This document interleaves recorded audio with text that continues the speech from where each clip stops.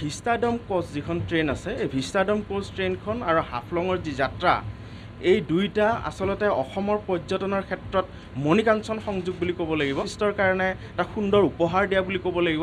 খুব সুন্দৰভাৱে ট্ৰেইনখন সজাই তোলা হৈছে। আমি এনে সাধাৰণতে আমি দেখি আহিছোঁ যিসমূহ ট্ৰেইন থাকে, মই ইয়াৰ দৃশ্য দেখুৱাবলৈ মোৰ সহযোগী অনুৰোধ জনাইছোঁ। এনে আমি জেনেৰেল আমি যিসমূহ ট্ৰেইন আছে ট্ৰেইনসমূহত দেখিছোঁ যে পিছৰ ডবাত আচলতে আহিব নোৱাৰি, ইয়াৰ যি কৰ্মচাৰী আছে তেওঁলোকে থাকে, কিন্তু এইখন বিশেষভাৱে সজোৱা হৈছে পিছৰ যি দৃশ্য, প্ৰাকৃতিক যি পৰিৱেশৰ যি দৃশ্য, এই দৃশ্য উপভোগ কৰিব পাৰি। আমি ইয়াৰ পৰিৱেশ দেখুৱাই আছোঁ। আচলতে ইয়াৰ যাত্ৰী আছে, মই তেওঁলোকৰ পৰাও জানিবলৈ চেষ্টা কৰিম। তেওঁলোকে আচলতে ভিডিঅ' গ্ৰহণ কৰিছে, মই তেওঁলোকৰ পৰা কিছু কথা জানিবলৈ চেষ্টা কৰিম। ক'ৰ পৰা আহিছে, কেনেকুৱা লাগিছে? বাংলা। কোথা থেকে আসছেন আর কেমন লাগছে এখানে? আমি কলকাতা থেকে এসেছি। শুনেছিলাম এই ট্রেনটার ব্যাপারে, তো প্রথম অভিজ্ঞতার জন্য এটা আসা এবং ভীষণ খুব সুন্দর একটা এক্সপিরিয়েন্স। এটা সত্যি এক্সপিরিয়েন্স না করলে মানে একটা অনেক বড় মিস হয়ে যেত।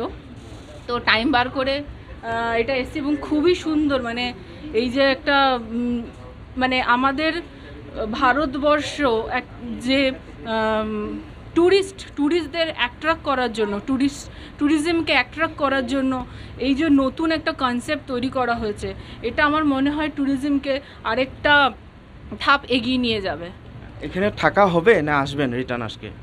হ্যাঁ, এখানে আজকেই আবার আমরা রিটার্ন চলে যাব।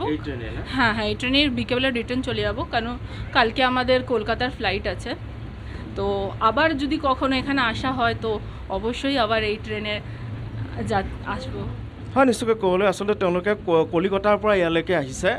এই যি প্ৰাকৃতিক যি মনোমোহা পৰিৱেশ, এই মনোমোহা পৰিৱেশ আচলতে উপভোগ কৰিব পৰা কলিকতাৰ পৰা আহিছে তেওঁলোকে। এই ট্ৰেইনতে আচলতে উভতিও যাব।